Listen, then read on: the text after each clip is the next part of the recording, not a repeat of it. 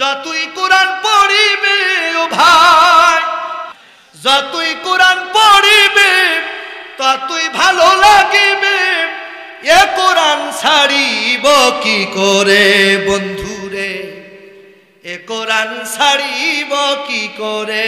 ঠিক কিনা বলে? কয় পাপে পাপে জরাজীর্ণ হয়ে গেছে জীবন, কেমন কইরা হইবে রে মন আমারই না পাপ মোচন। ও ভাই, এ কোরআন মানিলি, এ কোরআন পড়িলি সকল পাপ ক্ষমা হইতে পারে বন্ধুরে, কোরআন আমি ছাড়িব কি করে।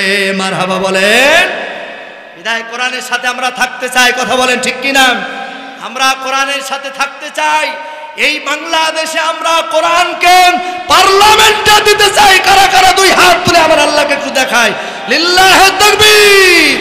আল্লাহ কবুল করুক, বলেন আমিন। এই কোরআন আমরা পার্লামেন্টে নিতে চাই। কোরআন দিয়া ব্যক্তি, পরিবার, সমাজ দিয়া, কথা বলেন ঠিক কিনা? কোরআন দিয়ে কেউ যদি বিচার ফয়সালা না করে, আল্লাহ বলছে ওরা সে কাফের, ওরা মুশরিক, ওরা ফাসিক। আল্লাহর কথা, কার কথা? আল্লাহর কথা। এই জন্য আমার ভাইরাম, মৌমাছির 5 নম্বর বৈশিষ্ট্য, একটা বৈশিষ্ট্য বাদ আছে, বলবো? আমার ভাইরাম, শেষ বেলায় যেহেতু আগামীকাল মাহফিল আছে, এর ফাঁকে মায়েদের জন্য একটি কথা। ও মা, তোমাদেরকে বলি মা, তোমরাও জাগো। এই বাংলাদেশে কোরআনের পার্লামেন্ট আমরা চাই। জোরে বলেন ঠিক কিনা? মায়েদের জন্য তেমন কোনো ওয়াজ নাই। মায়েদের জন্য ওয়াজ হলো, মা তোমরাও আল্লাহওয়ালা হয়ে যাও। ঠিক কিনা বলেন? যেই সংসারের ভিতরে স্বামীও আল্লাহওয়ালা, স্ত্রীও আল্লাহওয়ালা, ওই পরিবারটা জান্নাতি। সুবহানাল্লাহ বলা যাবে না? নবীজি বলেছেন ওই পরিবারটা কি? জান্নাতি। আর আপনারাও স্ত্রীর সাথে ভালো ব্যবহার করে। অনেকে আছে বউ পিটায়, আছে না নাই? বউ পিটানো কি সুন্নত? খবরদার, বউরে পিটাবেন, হ্যাঁ বউরে মারবেন। রাসূল আকরাম সাল্লাল্লাহু আলাইহি সাল্লাম বলেছেন বউ পিটানোর ক্ষেত্রে হাদিসের ভিতরে আসছে যে লাঠি দিয়ে পিটাবে, ওই লাঠিটা হবে আধা হাত লম্বা। কয় হাত? আধা হাত। ভালো করে বোঝেন। আবার কেউ কেউ ভাইবেন না হুজুর আধা হাত লাঠি নিয়ে খালি গুতবো এরকম, তাহলে কিন্তু হবে না।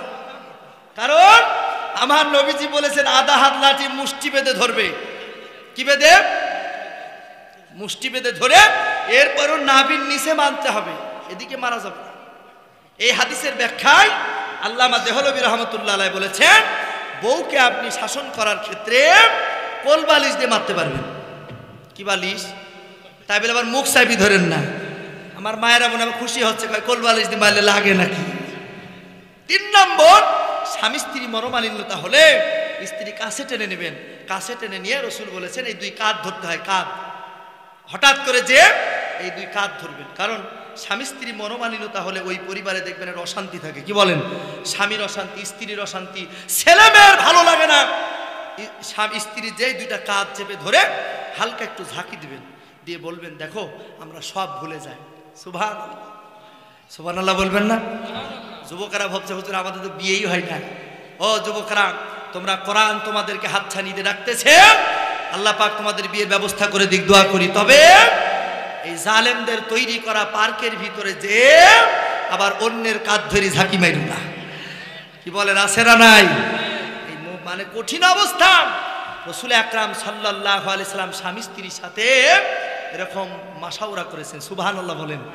আমার নবীজি মরুভূমির ভিতরে স্বামী আর স্ত্রী ঘুরতে বের হয়েছে। সুবহানাল্লাহ কোন? দেখেন স্বামী স্ত্রীর গল্প। হযরত আয়েশা বলছে ইয়া রাসূলুল্লাহ আপনি আকাশের দিকে তাকান, কি করতে? আল্লাহ রাসূল তখন বলছে আয়েশা এই আকাশের তারকার চেয়ে উত্তম এবং আল্লাহর কাছে পছন্দনীয় হলো আমার সাহাবী। সুবহানাল্লাহ কোন?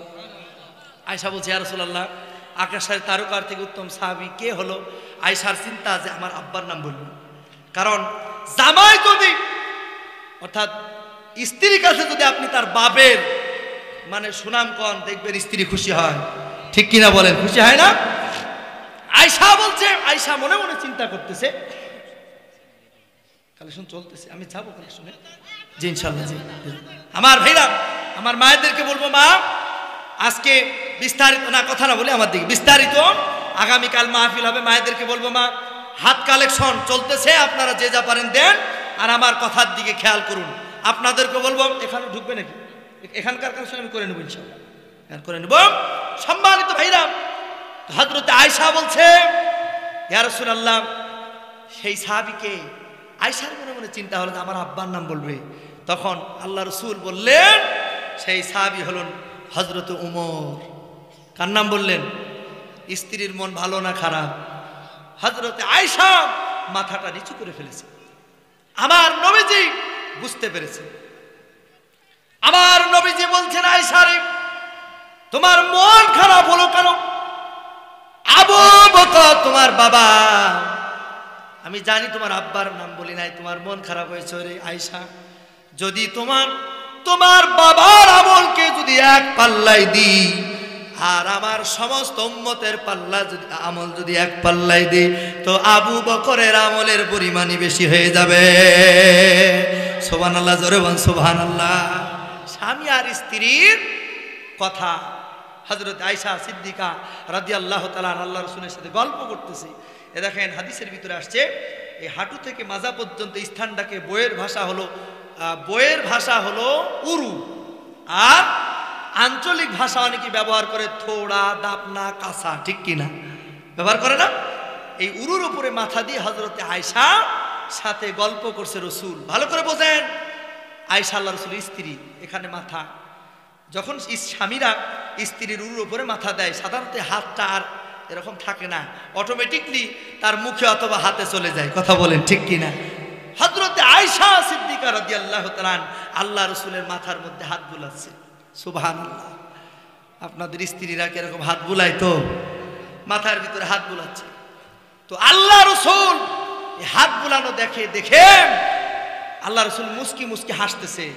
বলেন তো, কেউ যদি হাসে প্রশ্ন জাগে কি জাগে না? হযরত আয়েশা বলছে, ইয়া রাসূলুল্লাহ, আপনি হাসেন কেন? আপনি কি কারণে হাসেন? আল্লাহ রাসূল বলছে যে, আয়েশা, আমি নবীজি যেটা দেখি তুমি ওইটা দেখো না। সুবহানাল্লাহ বলেন। আসলে নবী যেটা দেখে সাধারণ মানুষ কি দেখে? দেখে না।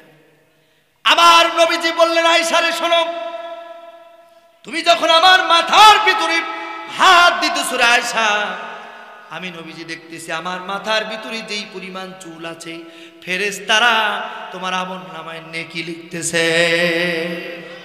সুবহানাল্লাহ। হযরত আয়েশা সিদ্দিকা রাদিয়াল্লাহু তাআলা, আমার নবীজি একটু পরে আয়েশার মনের ভিতরে প্রশ্ন জাগলো, এই দায়িত্ব কি শুধু নবীজিরই, আমাদেরই না নবীদেরও আছে? একটু পরে নবীজিকে জিজ্ঞাসা করে, ইয়া রাসূলুল্লাহ, এই হাত শুধু কি আমরাই বোলাবো না, স্বামীরাও বোলাবে? নবীজি চুপ করে গেলেন, কোনো কথা বললেন না।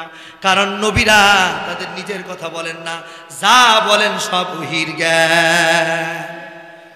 একটু পরেই নবীজি বললেন, আয়েশা, কোন স্বামীও যদি তার স্ত্রীর কথা বলার ক্ষেত্রে নবীজি বলেছেন, যদি মেয়েদের চুল হয় অনেক বড়, এই হাতটাকে কেউ যদি শিরোনি বানায় নাই, শিরোনি বানায় কেউ যদি তার স্ত্রীর মাথার মধ্যে যদি হাত বুলিয়ে দেয়, বলে ওই স্ত্রীর মাথার মধ্যে যেই পরিমাণ চুল আছে আল্লাহ পাক ওই পরিমাণ নেকি দেয়। সুবহানাল্লাহ, জোরে বলা যাবে না?